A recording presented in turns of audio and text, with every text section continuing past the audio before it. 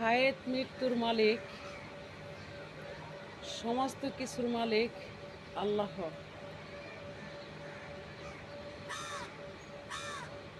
আল্লাহ দুনিয়ার জমিন সৃষ্টি করছে, মানুষ সৃষ্টি করছে, তো সমস্ত কিছুর মালিকই উনি। আমাদেরকে যখন দুনিয়াতে সৃষ্টি করলো, সৃষ্টি করার পরে যে আমাদেরকে সৃষ্টি করছে, ওনার জন্য আমরা কতটুকু করলাম, ওনার কাজ কতটুকু করলাম, সেই হিসাব নিকাশটা কিন্তু মৃত্যুর পরেই হয়। মৃত্যুর আগেও অনেক কিছু নজিরা দেখানো হয়, যেন ইতিহাস হয়ে মানুষের মাঝে থাকে, মানুষ যেন সতর্ক হয়। এই দুনিয়াতে কিছু নজিরা আজব গজব দিয়া বুঝায় মানুষকে। তো বিষয় হলো কোথায়, মানুষ মরার পরে সেই মৃত্যু মানুষটার নিয়ে খেলা করার অধিকার কারোই নয়। কারণ সে কতটুকু করলো, ধরেন আমি মরলাম, আমি কতটুকু করলাম, কতটুকু কইরা গেলাম, মলকিন নকিন যখন হিসাব কিতাব নেওয়ার জন্য আসে, কখন আসে, যখন একটা মানুষ মৃত্যু হয়, সেই মানুষটা কবরে দিয়া আসার পরে কবরে আসেন, যেটা আল্লাহর আইনে বিধানে রয়েছে। তো সেই মানুষটাকে নিয়ে খেলা করা, মৃত্যুর পরে একটা মানুষকে নিয়ে রাজনীতি করা কতটুকু মানুষের কাছে এই জগতে, এই দেশেই গ্রহণযোগ্য হচ্ছে। এটা একমাত্র যারা ভালো মনের মানুষ, যারা অরিজিনালি আলাম ওলাম কেরাম আছে, তারাই বলতে পারবে। আর ধরেন আমি মারা গেলাম, মারা যাওয়ার পরে আমাকে মাটি না দিয়া দুনিয়ার মধ্যে রাইখা আমার লাশের বর্ণনা দিয়া আমার মতো মানুষকে দেখাইয়া জনগণকে বুঝানো যে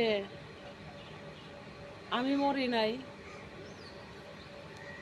এতে ভালো হবে না, আরো খারাপ হবে। কারণ বলবে মানুষ, আমাকে যারা নিয়ে লীলা খেলা করতেছে মরার পরে,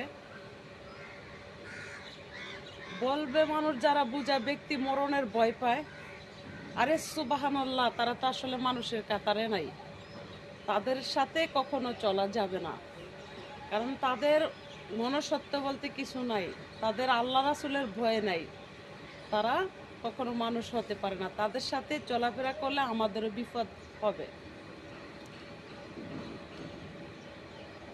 আমাদের দেশে যে ঘটনা ঘটে যাচ্ছে, সেই ঘটনা মোতাবেক যদি কথা বলতে যাই, মানুষের ঈমান নষ্ট করা ছাড়া তাদের আর কিছুই দেখছি না।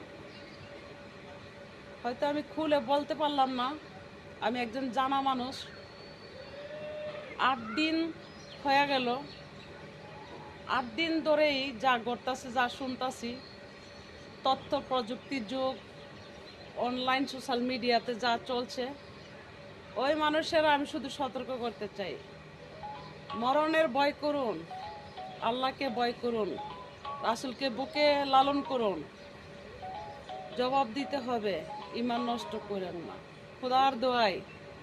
কারণ এই দুনিয়াতে গজব আজব আল্লাহ দিতে পারে, একজনের পাপে 10 জন কুইরা মারতে পারে।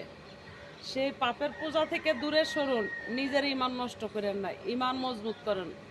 আল্লাহ এক ও রাসূল, তোরাই নেবেন রাসূল, হিসাব কিতাব নেবেন আল্লাহ। আপনার মালিক আল্লাহ, দুনিয়ার কিছুর মালিকে আল্লাহ। দেহের জুড়ে গায়ের জুড়ে পথ চলা থেকে বিরতি হন। কারো কথায় যদি ঈমান নষ্ট করে দেন, যারা এই ইবাদত বন্দেগী করছেন সব বিফলে যাবে।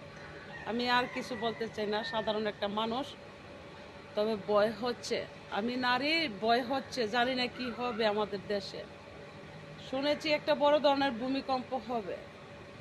তাহলে এবার নিশ্চিত করা যায় হবে। কারণ আমরা যা কইরা যাচ্ছি আমাদেরকে আর আল্লাহ ছাড় দিবে না। কারণ আমরাও কিছু মানুষের সাথে ইমান নষ্ট কইরা যাচ্ছি। আমার ইমান ঠিক আছে, আমি এক আল্লাহ রাসূল, এছাড়া আর কিছু মানি না। খোদা রাসূলের ক্ষমতার চেয়ে এই দুনিয়ার ক্ষমতা